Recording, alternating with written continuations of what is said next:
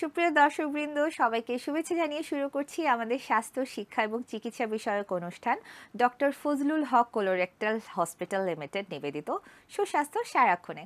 আপনাদের সাথে অনুষ্ঠান উপস্থাপনায় আছি আমি ডক্টর তাসমি আহমেদ হুমা।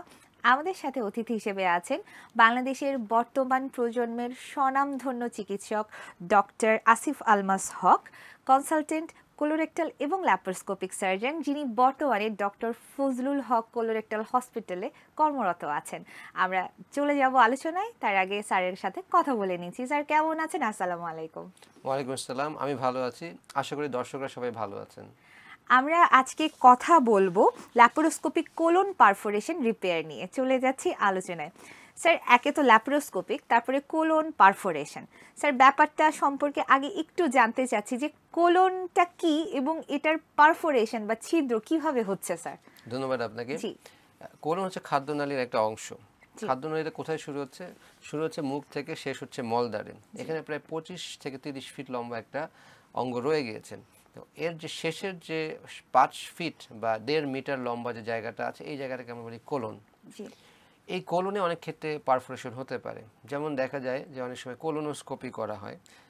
বেশিরভাগ ক্ষেত্রেই এটা একটু যারা ইনএক্সপিরিয়েন্স কোলোনোস্কোপিস্ট সেখান থেকে হতে পারে, বাট এক্সপিরিয়েন্স কোলোনোস্কোপিস্টের ক্ষেত্রেও মাঝে মাঝে হতে পারে, যেটা যদি ওই পেশেন্টের কোলনে কোনো রোগ থাকে, যেমন অনেক সময় ডাইভার্টিকুলোসিস থাকে, সেখানে দেখা যায় যে কোলোনোস্কোপি করতে গিয়ে কোলোনিক পারফোরেশন হয়ে যায়। জি যদি এরকম একটা কোনো সমস্যা হয়, এছাড়াও দেখা যেতে হবে আপনার রোড ট্রাফিক অ্যাক্সিডেন্ট, বা অনেক সময় দেখা যায় আমরা কমনলি যেটা পাই যে সেটা হচ্ছে গিয়ে পেশেন্ট রাস্তা দিয়ে যাচ্ছে, তখন তাকে কেউ স্ট্যাব করলো বা চাকু দিয়ে পেটের মধ্যে চাকু ঢুকিয়ে দিল, তখন দেখা যায় যে খাদ্যনালীর একটি অংশ বা কোলন ফুটো হয়ে গিয়েছে। জি তো ফুটো হয়ে গেলে সেটাকে রিপেয়ার করতে হবে। জি আমরা বেশিরভাগ ক্ষেত্রে যেটা করি এখন, আগের দিনে যেটা করতাম, আগের দিনে আমরা পেট পুরোপুরি কাটতাম, কেটে তারপরে রিপেয়ার করে আসতাম, এবং অন্যান্য তার সাইড এফেক্ট বা অন্যান্য সমস্যা তো রয়ে গিয়েছে। এখন আমরা যেটা করি যে এই ধরনের পেশেন্টের আর পেট কাটি না, আমরা কোলোনোস্কোপ বা পেট ফুটো করে আমরা ঢুকে যাই পেটের ভিতরে, নির্ণয় করি যে কোন জায়গায় সমস্যাটা আছে। তো আমরা ওই জিনিসটাকে রিপেয়ার করে দিই, রিপেয়ার করে, এবং পেটে যদি ধরেন খাদ্যনালীর যে কন্টেন্ট যেটা আছে, মল বা অন্য খাবার দাবার যদি পেটে বের হয়ে আসে, সেগুলিকে ওয়াশ দিয়ে ফেলি। সেটাও কিন্তু ল্যাপ্রোস্কোপির মাধ্যমেই করা যায়, এবং করে আমরা চলে আসি। এবং দেখা যায় যে যেখানে একটা পেশেন্টের হয়তো 15-20 দিন হাসপাতালে থাকা লাগতো, পরবর্তী ইনফেকশন, ব্যথা, অন্যান্য সমস্যা যেখানে থাকতো, এরকম একটা ভয়াবহ সমস্যার পরেও সেই পেশেন্ট দেখা যায় 7 দিনের মধ্যে বাসায় চলে যাচ্ছেন। আচ্ছা তো সেটা কিন্তু একটা বিশাল জি সুবিধা পেশেন্টের। জি এবং যারা বিশেষ করে যারা কোলোনোস্কোপি করেন, তারা যদি এই ধরনের একটা সুবিধা তাদের কাছে থাকে, তাহলে কিন্তু অনেক লাভবান হন তারা। আচ্ছা স্যার, এই যে পারফোরেশন হচ্ছে বা ছিদ্র হয়ে যাচ্ছে, এটা যেটা অ্যাক্সিডেন্টাল ইনজুরিগুলো যেটা আমরা শুনলাম, সেটা বাদে যেগুলা নর্মালি হয়ে থাকে শরীরের ভেতরে, আমরা যেটা টের পাই পরবর্তীতে সাইন সিমটম দেখা দিলে, ওই কারণগুলো স্যার একটু জানতে চাইবো যে কিভাবে হয়, কখন হয়, এবং আমরা কিভাবে জানতে পারি যে আমাদের পারফোরেশন হয়ে গেছে? আচ্ছা, কমন পারফোরেশন যেটা বাংলাদেশে আগে হতো সেটা হচ্ছে গ্যাস্ট্রিক পারফোরেশন, বা অনেকে যেটা আমরা বলি ডিউডেনাল পারফোরেশন জি যেটা বলি। এটা মেইনলি হতো যাদের গ্যাস্ট্রিকের সমস্যা আছে বা পেপটিক আলসার ডিজিজ আছে। জি সেখানে প্রথমে একটা আলসার থাকতো, মানুষ আগের দিনের মানুষের চিকিৎসা কম নিত বা ঔষধও ভালো ছিল না। জি তা আলসারটা আস্তে আস্তে বড় হতে হতে খাদ্যনালী ফুটো হয়ে যেত। আচ্ছা এটা ছিল কমনেস্ট।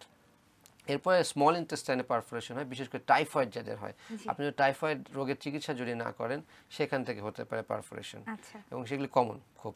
কোলনের পারফোরেশন সাধারণত এই ধরনের ছোটোখাটো রোগে হয় না। কোলনের পারফোরেশন একটু বড় ধরনের রোগগুলি হয়, যেমন ধরেন ক্যান্সার। আচ্ছা ক্যান্সারে হতে পারে, কিছু কিছু ক্ষেত্রে আলসারেটিভ কোলাইটিসও আমরা দেখেছি যে কোলনিক পারফোরেশন হয়। জি তো এইসব পারফোরেশনগুলো কিন্তু একটু খারাপ। জি মানে গ্যাস্ট্রিক পারফোরেশন বা ইভেন স্মল ইন্টেস্টাইনের যে পারফোরেশন আছে, সেগুলি মোটামুটি খুব ভয়াবহ আকার ধারণ করে না। আচ্ছা বাট কোলনের পারফোরেশনগুলি যেহেতু যে রোগের জন্য হয়েছে, সেই রোগগুলি ভয়াবহ। সো এই রোগগুলি থেকে যখন পারফোরেশন, যেমন ক্যান্সারের পারফোরেশন কিন্তু খুবই ভয়াবহ। ক্যান্সার পেশেন্টের পারফোরেশন মানে এই পেশেন্টকে কিন্তু আর পুরোপুরি কিওর কিন্তু কখনো করা যায় না, মানে এটা খুবই আচ্ছা অ্যাডভান্স ডিজিজ হয়ে যায়, এবং সারা পেটের ক্যান্সার ছড়িয়ে পড়ে। তো পরে দেখা যায় যে খুব অপারেশন করেও খুব একটা লাভবান পেশেন্ট হন না। আচ্ছা বাট গ্যাস্ট্রিক পারফোরেশন বা ডিউডেনাল পারফোরেশন অথবা স্মল ইন্টেস্টাইনাল পারফোরেশনের পেশেন্টের আসলে কি সমস্যা নিয়ে আসে? পেশেন্টের দেখা যায় পেট ফুলে যায়, প্রচণ্ড পেটে ব্যথা করে। জি আপনি পেশেন্ট দেখে যাবেন, পেশেন্টের পেটে হাতই দিতে পারবেন না, আপনি হাত আচ্ছা দিয়ে পেশেন্টের হাত ধরে ফেলবে, জি যে স্যার ডাক্তার আপনি হাত দিন না পেটে। জি ফুলে যাবে, পেট ব্যথা করবে, পেশেন্ট দেখা যাবে যে প্রতি মুহূর্তে মুহূর্তে পেশেন্টের শরীর খারাপ হয়ে দিকে চলে যাচ্ছে। জি হ্যাঁ, এবং বেশিরভাগ ক্ষেত্রে পেশেন্টকে কখনোই পেশেন্টের লোকজনেরা কখনো বাসায় চিকিৎসা করেন না। এই ধরনের সমস্যা হলে সবসময় সবাই ভয় পেয়ে হাসপাতালে নিয়ে আসেন। আচ্ছা স্যার, আমরা আবারও আলোচনায় ফিরে আসবো, একটা বিরতির সময় হয়ে গেছে, একটা বিরতি নিয়ে নিচ্ছি। শুধু দর্শকবৃন্দ, নিয়ে নিচ্ছি একটা ছোট্ট বিরতি। বিরতির পর আমরা আবার ফিরে আসবো ডক্টর ফজলুল হক কোলোরেক্টাল হসপিটাল লিমিটেড নিবেদিত সুস্বাস্থ্য সারাক্ষণে। ততক্ষণ আমাদের সাথে থাকুন, চোখ রাখুন অনুষ্ঠানে।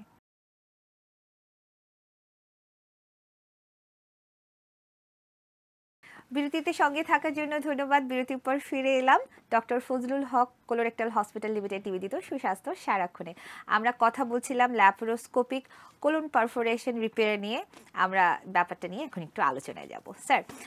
কথা বলছিলাম কারণগুলো নিয়ে। তো স্যার, এই যে কারণগুলো বলছিলেন, এর সাথে আসলে সাইন সিমটমগুলো কি হয় পেশেন্টের, যেটা পেশেন্ট ফিল করে আর্লি স্টেজে? কারণ আপনি তো বললেন যে স্যার ক্যান্সারের কারণে যদি পারফোরেশন হয়ে যায় তারপরে আর চিকিৎসা আলটিমেটলি নাই ওরকম। তো আর্লি স্টেজে কি ধরনের সাইন সিমটম পাওয়া যায় যেটা দেখার সাথে সাথে পেশেন্টের আসলে ডাক্তারের কাছে তখনই যাওয়া উচিত? ধন্যবাদ আপনাকে। কোলন পারফোরেশন একটা কমন কারণ হচ্ছে ক্যান্সার। তো সেই ধরনের পেশেন্টের কিন্তু ক্যান্সারের সাইন সিমটমগুলো আগে থেকেই থাকে। যেমন ধরেন পেশেন্টের ব্লিডিং হতে পারে টয়লেট করার সময়। অনেক সময় ব্লিডিং দেখা যায় না, কিন্তু পেশেন্ট দেখা যায় দিন দিন রক্ত শূন্যতায় ভুগছেন, দুর্বল হয়ে যাচ্ছেন, ডাক্তারের কাছে গিয়ে দেখা গেল রক্ত শূন্যতা হচ্ছে। পেশেন্টের পেটে অনেক সময় একটা চাকা থাকতে পারে, পেশেন্টের পেট ব্যথা করতে পারে। অনেক ক্ষেত্রে দেখা যায় যে পেশেন্টের টয়লেটের যে হ্যাবিটটা, আমরা যেটা ডাক্তারি ভাষায় বলছি যেটা হচ্ছে অল্টারেশন অফ বাউল হ্যাবিট। এর মানে হচ্ছে পেশেন্ট দেখা যায় যে সারা জীবন হয়তো দিনে একবার বা দুইবার টয়লেট করতে এবং টয়লেট ক্লিয়ার হয়ে যেত, বাট কিছুদিন ধরে দেখা যাচ্ছে যে এই একবার দুইবারে যে একটা চেঞ্জ চলে আসছে, হয়তো তার কনস্টিপেশন হচ্ছে, ডায়রিয়া হচ্ছে বা অন্য কোনো সমস্যা হচ্ছে। হয়তো দেখা যাচ্ছে এখন বারে বারে যাওয়া লাগছে, অথবা দেখা যাচ্ছে এখন কম যাওয়া লাগছে। সাডেন একটা চেঞ্জ, এই যে চেঞ্জ যেটা আসছে এটাকে আমরা বলি অল্টারেশন অফ বাউল হ্যাবিট।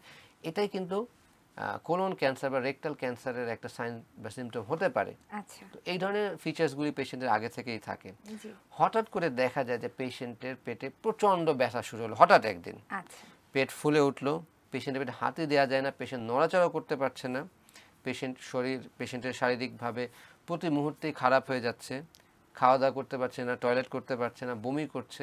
ঠিক আছে, এই ধরনের যখন সমস্যা শুরু তখনই বোঝা যায় যে একটা ক্যান্সার থেকে তার কিন্তু দেখা যাচ্ছে মনে হচ্ছে পারফোরেশন হয়ে গিয়েছে। আচ্ছা, তো স্যার এটার ডায়াগনোসিসের জন্য আমাদের কি কি পরীক্ষা নিরীক্ষা করা দরকার একটা পেশেন্টের? বেশিরভাগ ক্ষেত্রে এই পেশেন্টকে দূর থেকে দেখেই কিন্তু যে কোনো এক্সপার্ট সার্জন বা এক্সপার্ট ডাক্তার বলে দেবে যে এই পেশেন্টে কিন্তু পারফোরেশন হয়েছে। আচ্ছা। দেখেই বোঝা যায়। ইনফ্যাক্ট আমরা যত কম পরীক্ষা করতে পারি এই ক্ষেত্রে, একটা পরীক্ষা সাধারণত আমরা করি সেটা হচ্ছে গিয়ে এক্সরে অ্যাবডোমেনের একটা এক্সরে, পেশেন্টকে দাঁড় করি একটা এক্সরে করি, এবং এক্সরে করলে দেখা যায় যে কোলনের যে গ্যাস আছে, গ্যাসটা কোলনের ভিতরে নেই, যেটা ফুটো হয়ে গিয়েছে, গ্যাসটা এখন পেটের ভিতর চলে আসছে। এবং সেটা এই একটা পরীক্ষা করলে কিন্তু আমরা মোটামুটি বুঝে ফেলি। এবং এটা কিন্তু একটা এমার্জেন্সি অপারেশন, সেই পেশেন্টকে আমরা কিন্তু বেশি পরীক্ষা নিরীক্ষা করতে যাব না, কারণ আমাদেরকে পেশেন্টকে যত তাড়াতাড়ি সম্ভব অপারেশন থিয়েটারে নিয়ে যেতে হবে এবং অপারেশন করতে হবে। সো যত কম পরীক্ষা করে এই পেশেন্টের রোগটা নির্ণয় করা যায় ততই আমার মনে হয় পেশেন্টের জন্য ভালো। সাধারণত এক্সপার্ট যারা ডাক্তার আছেন বা এক্সপার্ট সার্জন যারা আছেন তারা খুব কুইকলি এটা বুঝে ফেলেন এবং সঠিক চিকিৎসা দিয়ে পেশেন্ট মোটামুটি ভালো হয়ে যান। ধন্যবাদ স্যার। স্যার, একটু পার্শ্ববর্তী একটা প্রশ্ন করব, যে অনেকের ধারণা থাকে যে কোলন ক্যান্সার একবার হলে সেটা থেকে কিওর হওয়া সম্ভব, এটা খুব তাড়াতাড়ি বাড়তে থাকে। আসলে স্যার এটা কি ব্যাপারটা এরকম যে এটার আর কিওর করা সম্ভব না? ধন্যবাদ আপনাকে। তাড়াতাড়ি বাড়তে থাকে এটা ঠিক, কারণ ক্যান্সার কিন্তু র্যাপিডলি গ্রোয়িং। তার দেখবেন যে ডেফিনিশনই লেখা আছে যে ক্যান্সার, যে কোনো ক্যান্সার কিন্তু খুব তাড়াতাড়ি বড় হয়, খুব তাড়াতাড়ি ছড়িয়ে যায়। ডিপেন্ড করে যে ক্যান্সারটা যখন আমরা নির্ণয় করছি বা যখন অপারেশন করছি তখন ক্যান্সারটা আসলে কোন স্টেজে আছে। আমরা বলি স্টেজ 1, 2, 3, 4। 1 আর 2 মানে হচ্ছে গিয়ে ক্যান্সারটা খাদ্যনালীর ভিতরেই আছে। 3 মানে ক্যান্সারটা খাদ্যনালী থেকে বের হয়ে আশেপাশের অর্গানে চলে এসেছে। 4 মানে দূরবর্তী অর্গানেও চলে গিয়েছে। 3 and 4 কিন্তু খারাপ। 1 আর 2-তে আমরা যে অপারেশন করছি আমাদের পেশেন্ট কিন্তু বেশিরভাগই ক্যান্সার কিওর হয়ে যাচ্ছে। বেশিরভাগ ক্ষেত্রে 1 এবং 2 এর ক্ষেত্রে পেশেন্ট ভালো হয়ে যাচ্ছে। 3-তে গিয়ে দেখা যাচ্ছে একটা সমস্যা হয়ে যাচ্ছে যে আশেপাশে যে ছড়িয়েছে ওটাকে আমরা কতটা ক্লিয়ার করতে পারছি। 3-তে একটা দেখা যায় যে একটা চান্স থাকে যে ক্যান্সার কিন্তু আবার ফেরত আসে, এবং বেশিরভাগ ক্ষেত্রে ফেরত চলে আসে, দেখা যায় 5 বছর বা 4 বছর বা একটা সময়ের মধ্যে কিন্তু চলে আসে। আর 4 যেটা বলছি সেই পেশেন্টদেরকে আসলে কখনো কিওর করা যায় না, সেই আচ্ছা। পেশেন্টের অপারেশনগুলিকে আমরা বলি প্যালিয়েটিভ অপারেশন। প্যালিয়েটিভ আচ্ছা। মানে হচ্ছে কি এই পেশেন্টকে আমরা কিন্তু কিওর করতে পারছি না বা ক্যান্সারকে পুরোপুরি নির্মূল করতে পারছি না। আমাদের এখন যাই করছি সেটা হচ্ছে পেশেন্টকে লাইফ এক্সপেক্টেন্সিটা একটু বাড়ানো। জি। যে আমি যদি অপারেশন না করতাম এই পেশেন্ট হয়তো 2 মাস 3 মাস পরেই মারা যাবে। আচ্ছা। অপারেশন করে হয়তো দেখা গেল যে খুব ভালো যদি অপারেশন হয় হয়তো 1 বছর বা 1.5 বছর বা কারো কারো ক্ষেত্রে 2 বছর পর্যন্ত পেশেন্টকে আমরা ভালো রাখতে পারি। বাট এই আচ্ছা। ক্যান্সার কিছুদিন পরে অবশ্যই ফেরত চলে আসে আবার। ও আচ্ছা স্যার, এই যে ল্যাপারোস্কোপিক্যালি যে অপারেশনটা হচ্ছে বা রিপেয়ার করতে যাচ্ছেন, যখন আসলে বললেন তো ক্যান্সার যখন অ্যাডভান্স স্টেজে চলে যায় তখনই পারফোরেশনটা তৈরি হয়। এখন যখন ল্যাপারোস্কোপিক্যালি স্যার অপারেশন করতে যান তখন যদি স্যার কোথাও ছড়িয়ে যায় সেটাও কি দেখা সম্ভব বা তখন অপারেশন করে ফেলা সম্ভব? আচ্ছা, এখানে একটা জিনিস বলি, জি। সাধারণত যদি কোলনের যদি পারফোরেশন হয়ে যায় তাহলে কিন্তু আমরা ল্যাপারোস্কোপি করি না। কারণ আচ্ছা। কোলনের পারফোরেশন হয়ে যাওয়া মানে এটা কিন্তু খুব অ্যাডভান্স স্টেজের ক্যান্সার আচ্ছা। এবং এই ক্ষেত্রে আমরা বেশিরভাগ ক্ষেত্রে ওপেনে কনভার্ট করি। আচ্ছা। বাট এরকম কোনো কথা নেই যে ওপেনে কনভার্ট করতেই জি। হবে, বাট বেশিরভাগ ক্ষেত্রে দেখা যায় যে আমরা ওপেনে কনভার্ট করি কারণ এটা এত অ্যাডভান্স একটা ক্যান্সার জি। যে এখানে ল্যাপারোস্কোপি করে আমরা যে সুবিধাটা অর্জন করতে চাচ্ছিলাম সেটা হয়তো পাবো না। জি। সো এই ক্ষেত্রে আমরা বেশিরভাগ ক্ষেত্রে ওপেন করে ফেলি, এটা পেশেন্টের সুবিধার্থেই আসলে। আচ্ছা, ধন্যবাদ স্যার এত সুন্দর আলোচনা উপহার দেওয়ার জন্য। অনুষ্ঠানের শেষ পর্যায়ে চলে এসেছি, বিদায় নিয়ে নিতে হচ্ছে। সত্যি দর্শকবৃন্দ, আশা করছি আমাদের অনুষ্ঠান আপনাদের ভালো লেগেছে। আগামী অনুষ্ঠান দেখার আমন্ত্রণ জানিয়ে আজকের মতো এই পর্যন্তই। ভালো থাকুন, সুস্থ থাকুন, আল্লাহ হাফেজ।